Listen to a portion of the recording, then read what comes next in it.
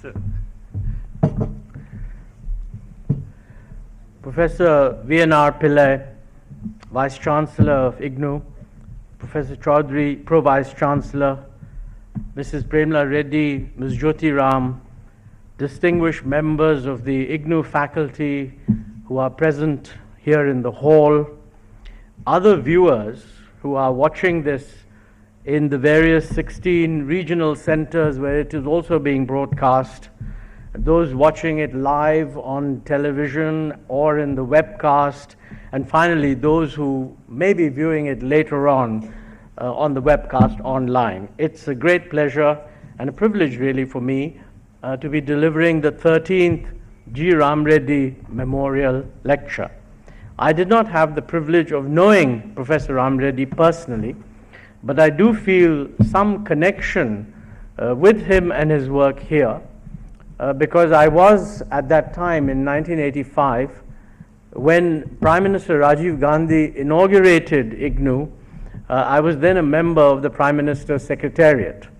So I can recall the enthusiasm and the hope that was at that time associated with the setting up of this distance learning university. And it is really a tribute to the original vision, to the work of Professor G. Ram Reddy as the founder, Vice Chancellor, and of course to all the others, including the present faculty and team, that this university has grown as much as it has into what I think is called the largest university in the world, with about 1.85 million students. That's a really big, impressive number, with about 138 different courses, certificate courses, diploma courses, degree courses. And I see from the Hindustan Times today that 2 of your students have actually got into the final list of the IAS. So the objective which the Vice Chancellor laid out, that the university is serving the cause of inclusive growth, is amply vindicated by that result. I wanted to choose the subject of inclusive growth simply because it is the core of the 11th plan. Actually, the original title of the approach to the 11th plan was called Towards Faster and More Inclusive Growth. And the final plan, which you can see on our website and is about to be distributed in printed form in the next few days, the volume 1 is titled Inclusive Growth. So I want to spend a little time on why we think the issue of inclusive growth is actually so important. You know, most people thinking of plans or listening to planners and so on are used to the focus on growth. Many years ago, in fact, before independence, the Indian National Congress in 1938 established the National Planning Committee under Pandit Jawaharlal Nehru, later to become our first Prime Minister. And that committee had worked out that if we want to increase the living standards in the country, for a poor country, this can only be done by making a big increase in total income. It cannot be done merely by redistributing, because the total wealth in the country is actually very limited. And in fact, the National Planning Committee at the time said that we should aim to double or treble income in 10 years. Now, if you translate that into growth rates, that means growth rate must be between 7 and 11% per year.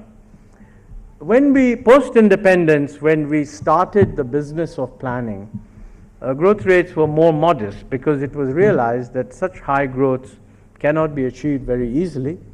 And really for the first many years, we never actually achieved even our growth targets. In the 1960s and 1970s, it's well known that India's growth rate was only 3.5%. It was in the 1980s when we started a process of economic reforms, and especially after 1991, when there was a big thrust given to economic reforms, that India's economic performance began to improve enormously. The good news during this period, people always wondered, will we get growth and will that lead to the improvement in living standards, which is really our objective. I mean, growth is never by itself the objective. The objective is always to improve the living standards of the mass of the population. But you know, in the first 2 decades, this issue of whether living standards were being improved was slightly confused or mixed up with the fact that growth wasn't taking place. I mean, we had set targets of 5% GDP growth and we never achieved more than 3.5% for 20 years. Somewhere in the 1980s, India's economic growth performance began to improve.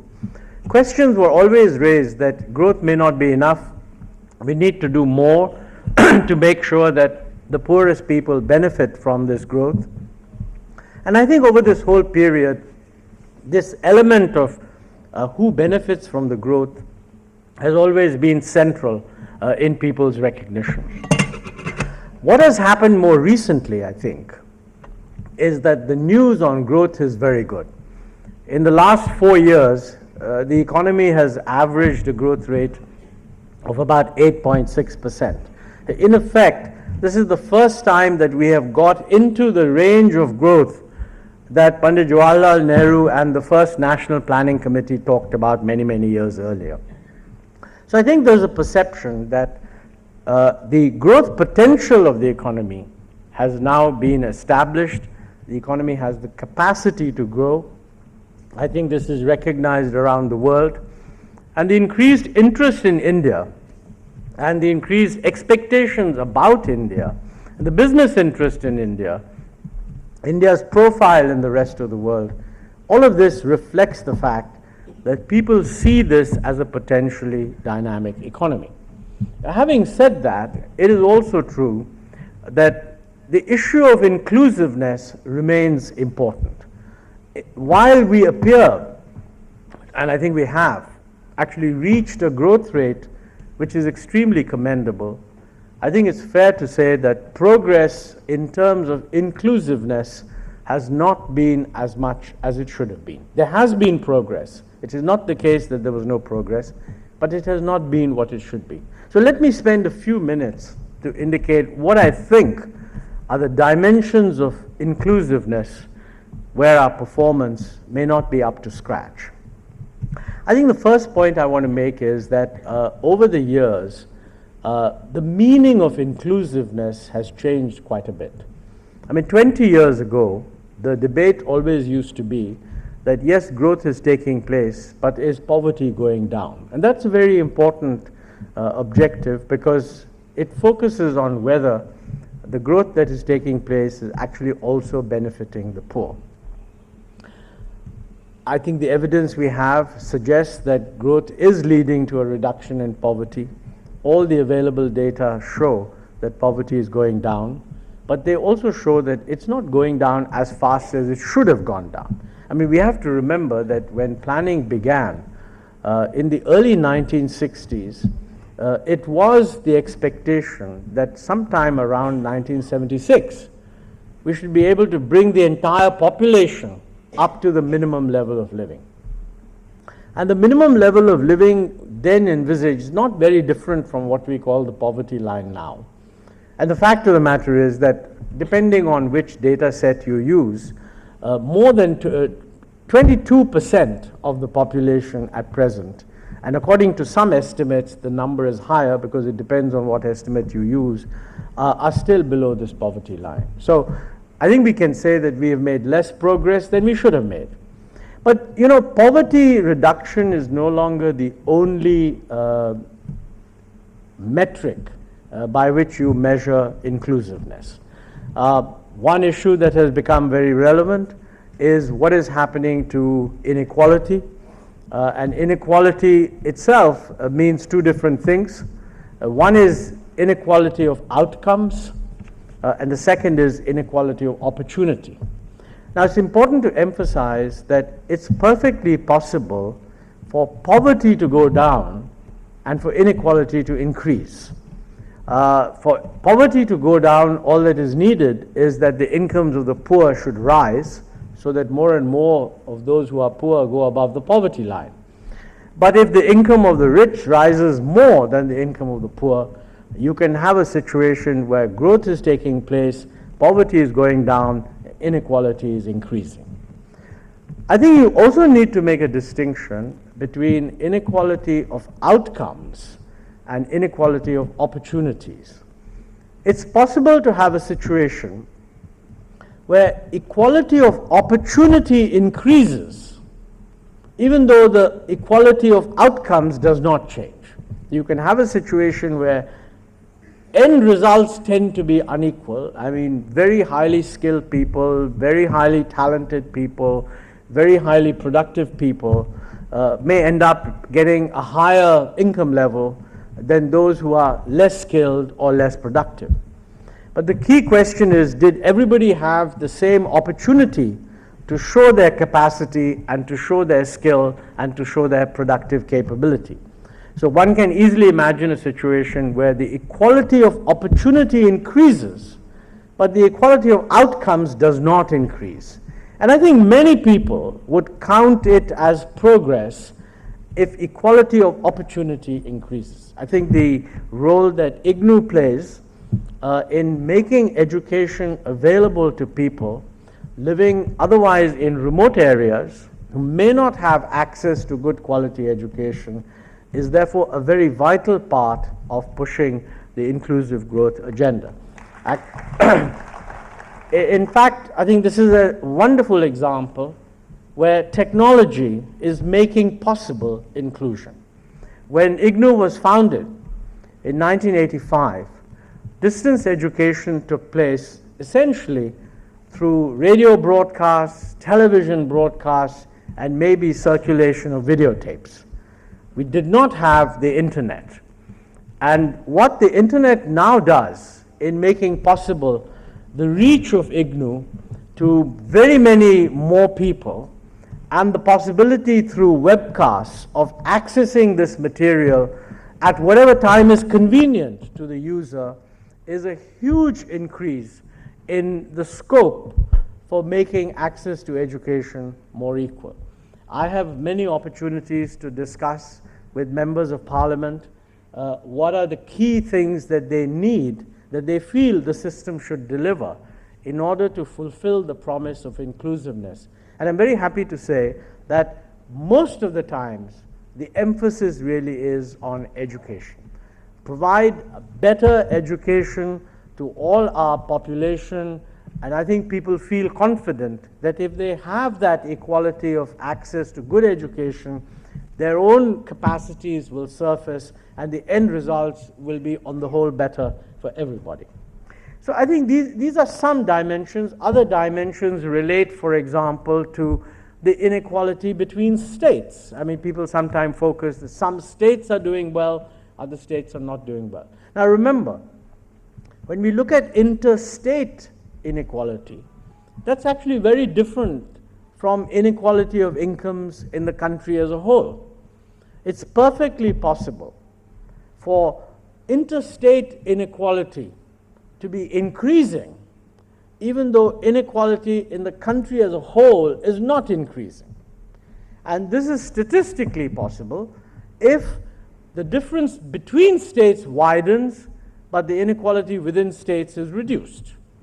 So actually, when one says inequality is increasing or poverty is declining, growth is taking place, there are many multiple situations that may be occurring, and it's quite possible that progress in one area may or may not be reflected in progress in other areas.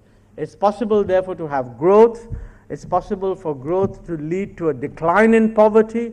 It's possible for that decline in poverty not to be associated with an increase in inequality in the country as a whole, but it is associated with an increase in inequality across states. So I think we need to keep in mind that when people worry about inclusion, each of them is worrying about a different dimension. And in order to measure progress, we have to be clear about what the dimensions are. Now, in order to reflect that, what we have done in the 11th plan is to introduce explicitly 27 indicators of inclusive growth, of which GDP growth is only one. Our GDP growth target is that we should move from around 8.5% that we've achieved in the last 4 years. If you look at the 10th plan period, the growth rate was 7.6.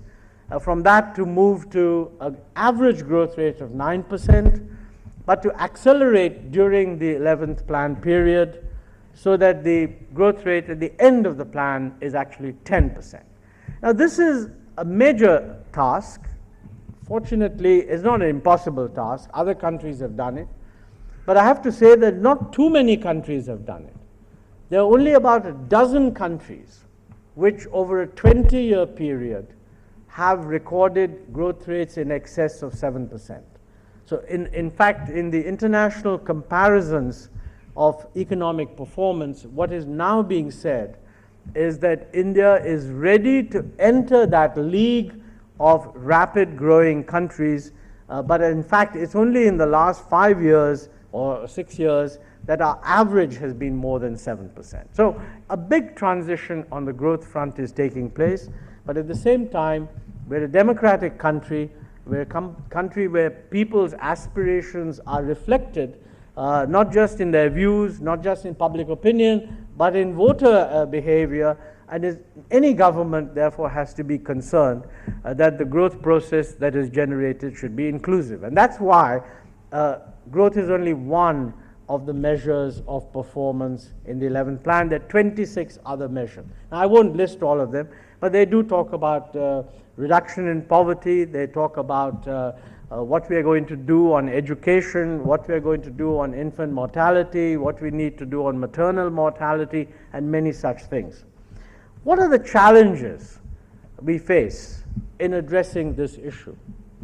I think there are very many challenges, and those of you that read the plan, which, as I said, will be available very shortly, will be able to see that it's a very comprehensive document in which almost all conceivable challenges have been identified. But I think there are some big issues that I want to focus on in the remaining portion of this lecture. But first, let me just say that right now, if you look at the newspapers, the dominant concern is with a very important but effectively a short-term challenge, and that is the challenge of controlling inflation. In the very first year of the 11th plan, we ran into a situation where we faced a truly exceptional near doubling, or more than doubling actually, of oil prices.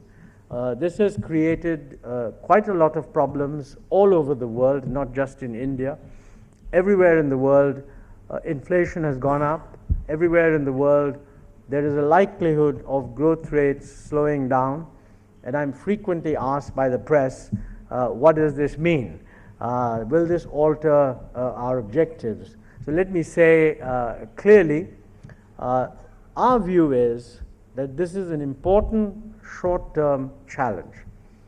If it is properly handled, and that's a big issue, because handling short-term challenges is itself a complex task, but if it is properly handled, it should not affect our medium-term growth objective.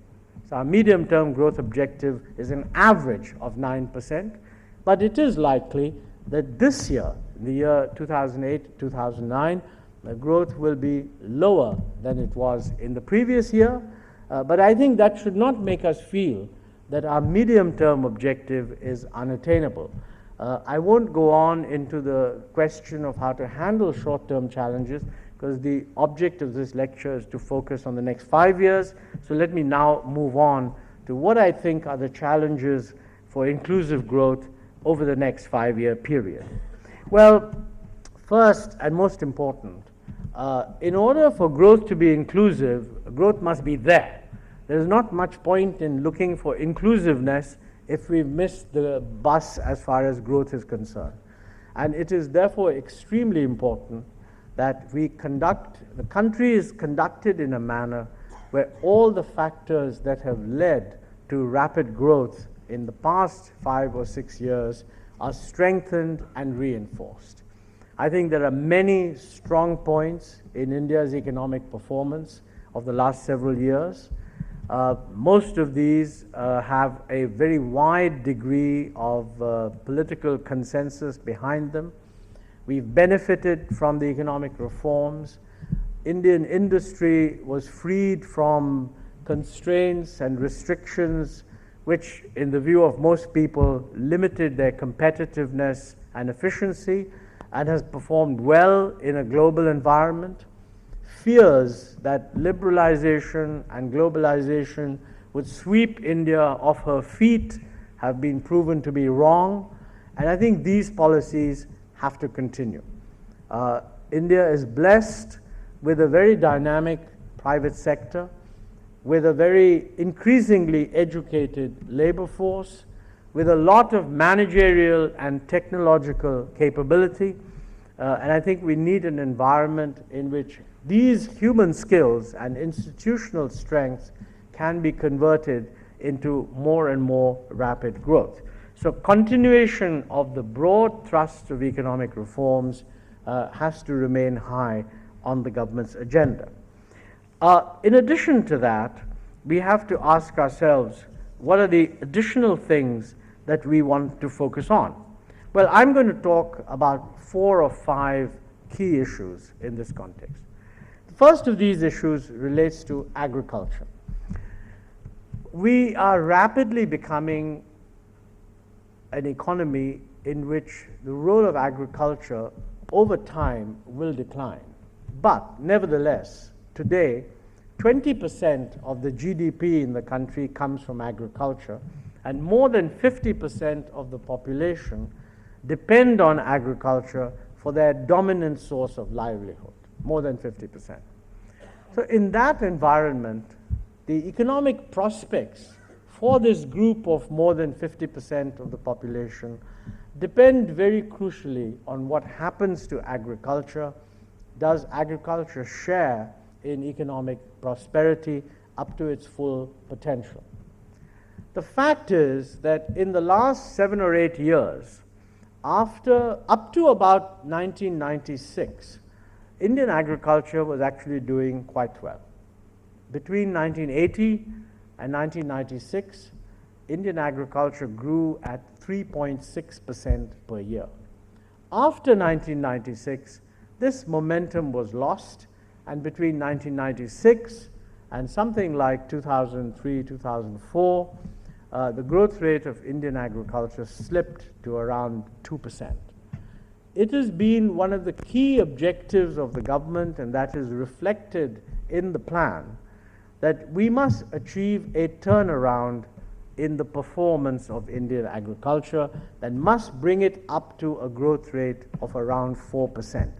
Technically, it is possible to do better than 4% per year, but that's very difficult in agriculture. So I think our view is that what is feasible with good policy is to achieve a 4% growth in agriculture, that'll double the growth rate experienced by agriculture in the earlier years. Now, we have taken several steps to improve agricultural performance. We are focusing immediately on how to improve productivity with existing technology. The good news is that the gap between what can be done with existing technology using best practice in the field and what is actually being done is very large. Yield improvements of between 80 to 100% are possible with technologies that are known, providing all the supportive investment needed to get that yield increase can also be put in place, and providing cultivation practices can be changed. The government is interacting constantly with state governments, trying to emphasize that we need to cash in on this big possibility. However, unlike the first green revolution, this increase in productivity is not going to come from a single miracle intervention. This is not a case of high-yielding varieties of wheat which you try to push in some parts of the country where circumstances are otherwise favorable. The fact is that we will need a highly diversified approach. Different parts of the country have different circumstances, different crops will be needed, livestock and non-crop agriculture has huge potential. So roughly what we feel is that food grain production needs to increase by around 2.2% per year, whereas in the last 4 or 5 years it has been stagnant. Non-food grain production will increase much faster, horticultural crops, poultry, fisheries, livestock, etc. Now, to do all this requires a different strategy for every agroclimatic zone and a big role for technology. Let us be very clear about it. These outcomes are not going to be achieved by farmers simply relying on traditional knowledge. Traditional knowledge is very important. Our farmers are very hardworking. They're also very innovative. But yield increases are going to require them to go in for precision farming, learning new methods, adapting them to their own circumstances, definitely putting in new inputs, but putting in these inputs in a rational manner. And there are huge gaps in this area. What we are trying to do in agriculture is to create an environment in which state governments develop for each district an agricultural plan which takes into account what is most likely to succeed in that specific district. So instead of having a single crop strategy, we are decentralizing and asking state governments to evolve an agricultural strategy that is based on district-specific plans. The central government is providing financial incentives for state governments to do that. I think these are early days still. But the good news is that growth rate of agriculture in the last 3 years has picked up very significantly. The average growth rate in the last 3 years is 4%. I don't want to say that therefore we have achieved our targets, because there is cyclical variation in agriculture. If we sustain this for the next 5 or 6 years, then we can really say that we have brought about turnaround. But the only good news is that there is a lot of good stuff happening out there. The momentum needs to be maintained, sustained, and even increased.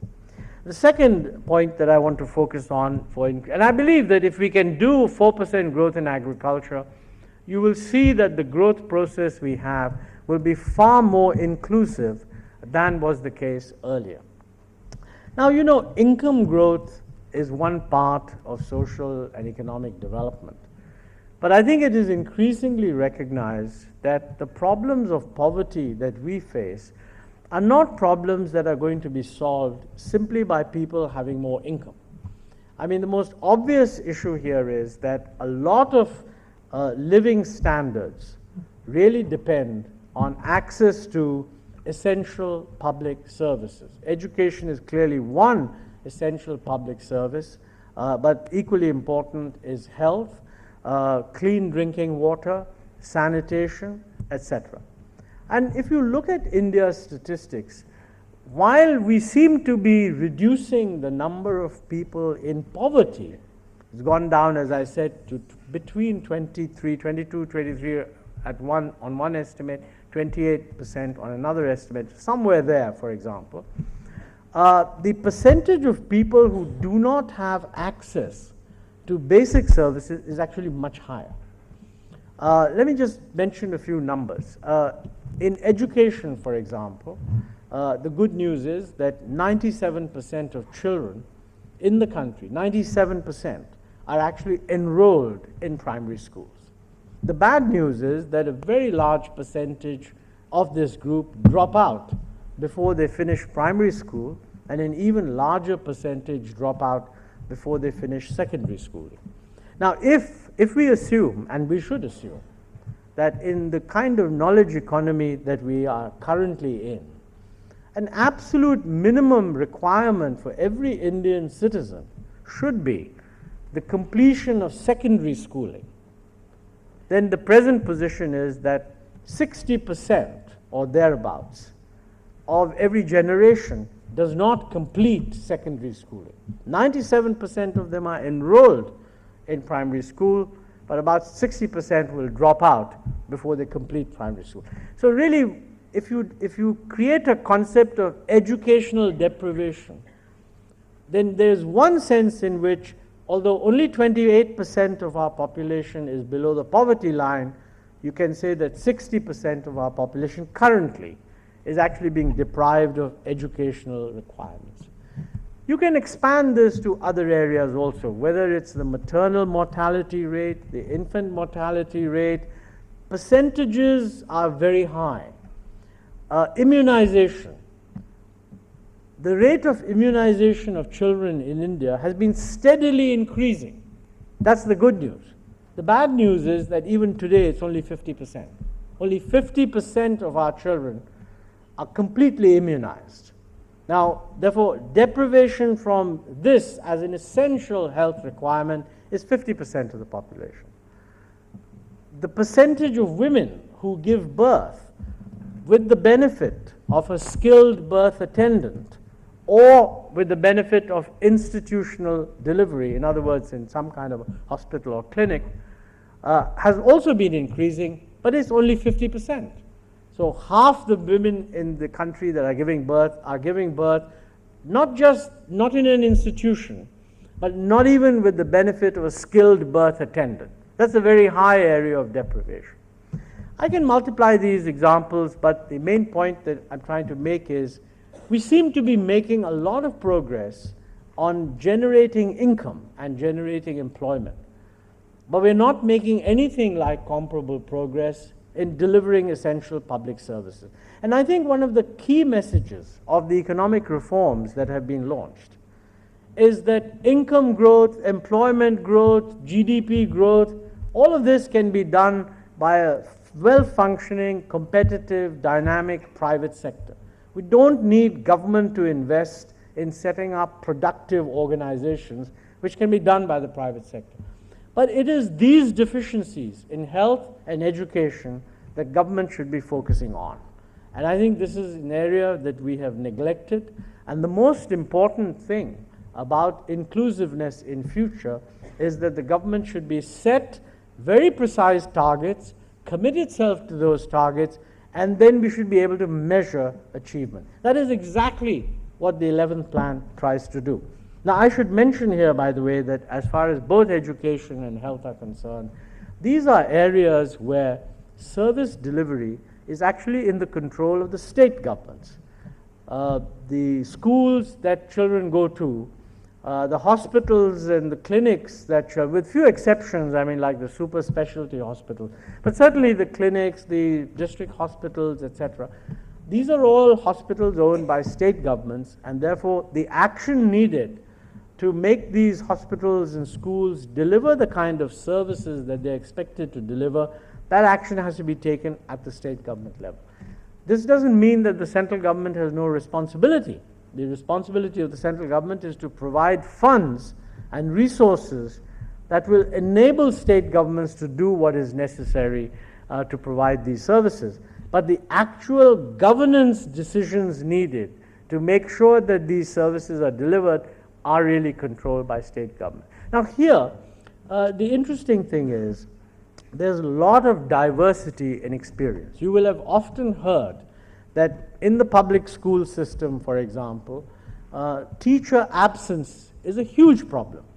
According to research results, 25% of public schools in India, public sector schools in India, teachers in public sector schools, at any given time, 25% are not attending.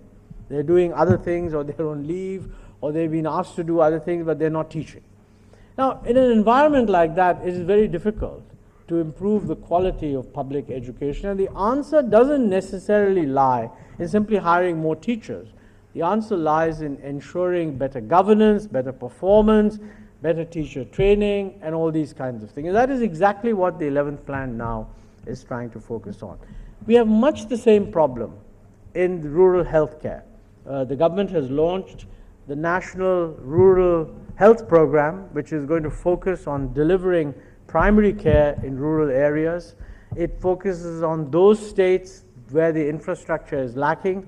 It tries to build physical infrastructure. depending on norms. For every so many of the population, there should be a sub-center for different norm for primary health centers, community health centers, district hospitals, and where these do not exist, the central government is in a position to provide assistance to make sure that the infrastructure is built up. But this infrastructure has to be staffed. We have to be able to hire the relevant doctors. We have to make sure that doctors who are hired actually attend, and that the quality of service delivered to the client or to the citizen at large comes up to a minimum standard. Now, I think one of the things that is being focused on here is that if you want to improve service delivery, then there must be a great deal more of accountability at the community level. And the general answer that we give is that we must energize and involve and empower the Panchayati Raj institutions. Now, in principle, for example, in the case of health, in every Gram Panchayat, the idea is that there should be a village health and sanitation committee. And that village health and sanitation committee should have some powers, even some access to flexible funds, so that they can actually work along with the sub-center in the village, supervise it, make sure that whoever is supposed to attend, attends, and so on. And I have no doubt that over time, this will actually the results needed. The present position, however, is that there's a lot of variation. In some states, it works extremely well. In other states, it's not working very well. And we are trying through evaluation and study of outcomes to give feedback of where it is successful, where it is not successful, and what changes are necessary to improve outcomes.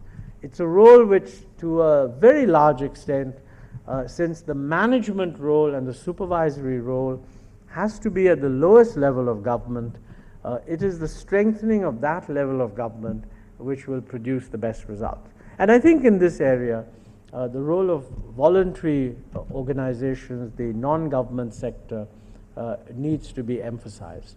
From what I've seen of good results, the voluntary sector, the NGOs, the better NGOs, when they interact with local communities, looking at what can be done to improve health services, they have actually produced very good results and at relatively low costs. Where this has not been so, and where local capacities have not been built, it's very easy to spend money on infrastructure and recruit a lot of people, but actually delivery tends to be very poor. So we need, in the search for inclusive growth, that is a third broad area where a very large role for the government is necessary if we are to achieve the objectives of inclusive growth, is the development of infrastructure. I think it's commonly said that we have neglected infrastructure development in India, and when I say infrastructure, I have in mind both the high-end, capital-intensive, modern urban infrastructure needed for rapid growth, as well as much more basic rural infrastructure like road connectivity and electricity connectivity in villages. Both are actually extremely important. Now, the strategy that we are following here is certainly to identify these critical infrastructure areas: electricity generation, telecommunications, road connectivity, rail connectivity, air connectivity, ports connectivity, and in urban areas increasingly water and sanitation, and then to try to evolve a system where scarce public resources are devoted to developing infrastructure in those areas where the private sector will not come. Certainly in rural areas, certainly in the remoter parts of our country, in the Northeast, for example, the development of infrastructure has to come through the expenditure of government money. But there are very many areas of infrastructure today where private-public partnership is possible, and we see that all around. You can bring in the private sector to invest in infrastructure, providing the framework for investment is such that you can reconcile the commercial objective with the objective of delivering services.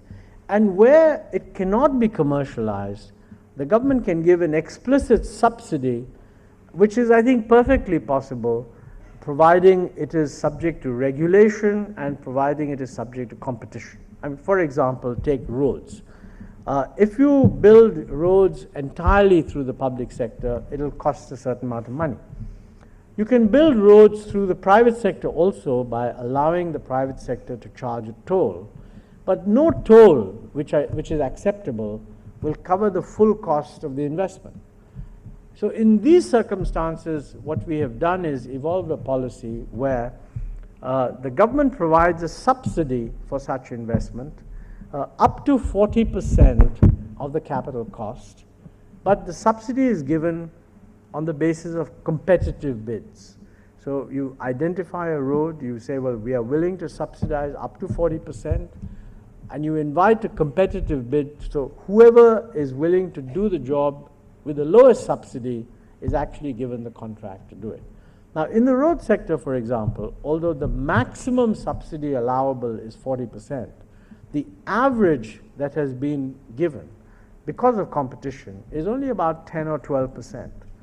So really, with a certain amount of government money, you're leveraging a substantial amount of private money, and that is helping to build the infrastructure.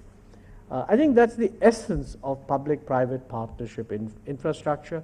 It's a very important and new initiative in the 11th plan, and I'm happy to say that both at the central government level and at the state government levels, there's a lot of keenness to explore these options.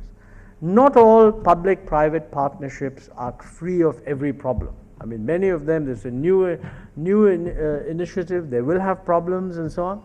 But the net result is that it provides a way in which you can substantially expand capacity without having to rely on government money. Probably the best example, which most people think has been very successful, is telecommunications.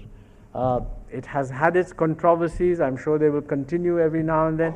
But the bottom line is, anyone looking at what has happened in the telecommunications area, it's the one area where people are willing to say that things are much better than they were 10 years ago, and they're much better because of competition, and the quality of service has improved, and the cost has gone down, and the government hasn't had to spend as much money as it otherwise would have to. Now, the name of the game is, can we convert that experience into similar experiences in these other sectors? I'm happy to say that some success is being achieved in that area, but of course, we need to do a lot more. Finally, a key constraint, which is very topical at present, is the constraint relating to energy. It is not possible to achieve rapid growth in the economy without a rapid increase also in energy use. We have seen in the past that our energy use efficiency has been increasing, in the sense that while the GDP is growing at 8.6% or so, our total use of energy is only growing at the rate of 6% or so. But it is growing. So we would expect that over time, per capita requirement of energy in India will expand. And I think we are not an energy surplus or even an energy self-sufficient country. We have ample supplies of coal, but our supplies of coal are not adequate to meet our own needs, so we actually import coal. And of course, we are heavily dependent on petroleum in order to meet our needs for petroleum and petroleum-related products. 70% of the petroleum consumption in the country is based on imports of crude oil. So that's the extent of interdependence. This is likely to increase. Now, what does this actually imply? I think what is happening around the world is not easy, by the way, to provide a very firm answer, because we are in the middle of a dramatic change in the world energy price situation. 2 years ago, people would have been very complacent because petroleum prices were quite low. In the last 2 years, we have seen a sea change. For about a year, people used to argue that, well, this is a spike, this is due to speculation, maybe it'll come down. I hope it comes down. Nobody can be quite sure what is going to happen to prices. But today, increasingly, the perception is that we better get used to high energy prices. And what is happening in petroleum prices also reflected in what has happened internationally in coal prices. So if we are dependent on imported coal, which we are, then we have to pay higher prices for coal too. So I think one of the key medium-term challenges that we must face is what is the energy strategy that this country must develop in order to be able to grow rapidly. We are trying to diversify our energy sources. We have very substantial sources of coal, but coal has the problem that it is a fossil fuel and leads to carbon burning. We are also concerned with impending climate change. Yesterday, the Prime Minister released the National Action Plan for Climate Change, which pointed out that from what we know, India will be adversely affected if climate change continues unaffected. Now, we can't control climate change solely by ourselves. We have to get the whole world to cooperate in controlling climate change. But from our point of view, we need to move to a world which has greater energy efficiency and also relies on renewable energy sources. Now, as far as efficiency is concerned, the National Action Plan lays out a number of initiatives which we intend to take. One of the important things about energy efficiency is that you've got to get used to high energy prices. It is very difficult to persuade anybody to be efficient in using a product if that product is not properly priced. And at least in the Planning Commission, we had brought out recently a report on the integrated energy policy, which had basically said that we have to get used to the fact that if the real price of energy is high, it is better for the country to pass on that price, combining it with some targeted subsidy for those who need it, rather than to refuse to pass on that price and simply subsidize energy. This is not easy to do in any given moment. And right now we are facing a huge increase in prices, which obviously cannot be passed on instantly. But I think one of the challenges facing the 11th plan is how are we going to pass on those parts of the price increase that are permanent? I mean, obviously, if the oil price goes down, we would be the happiest people in the world. But if the oil price doesn't go down, and some people are even talking that it might go up, I think this is a major challenge. How do we bring about a sensible, rational energy price policy which passes on energy prices to those who can afford them and limits the energy subsidy to those who really need it? Simultaneously, we have to move towards a much more rational exploitation of all energy resources available other than fossil fuel. Of course, we must expand our exploration for both coal, oil, gas, etc. But we need to also emphasize the need to diversify energy sources. Well, we have several possibilities. One of them is clearly hydro. There have been major problems in full exploitation of our hydro potential, environment problems, relocation problems, perceptions on the part of many people that hydropower is actually too disruptive of people's lives. But I mean, if we want to reduce carbon burning sources of energy, we just have to move to a much better and more rational use of hydropower. That should have high priority. Nuclear energy is another extremely important area. You know that we are currently trying to reach an agreement domestically among the different political parties to enable the government to move forward in order to remove the restrictions which presently prevent full exploitation of nuclear power. And if those discussions proceed satisfactorily, we do have the prospect of using nuclear energy based on imported fuel. I mean, import of fuel is critical because if we rely only on domestic fuel, we will not be able to expand the supply of nuclear energy to anything like its full potential. And finally, of course, there is solar energy. This is looking much longer term ahead. But India is very rich. In a way, we are blessed with the intensity of solar radiation that falls on this country. The problem is that current technology does not make solar an efficient source of energy. It costs about 15 rupees per kilowatt hour to rely on solar energy, whereas energy from coal at present prices is only about 2 or 2.5 rupees. But the point is, in the world as a whole, technology changes can lead to huge improvements in efficiency. And I think as the world begins to worry about carbon emissions, technology hopefully will develop which will reduce the cost of solar energy. And very quickly, the cost of solar energy may well turn out to be competitive. But in the meantime, we need to have pilot projects, we need to stimulate research in this area, develop our own research capability, and so on. One of the things which the National Action Plan for Climate Change emphasizes is that we need about half a dozen missions in critical areas which will address the issue of climate change. One of those missions is solar energy. So I think that's another very big challenge.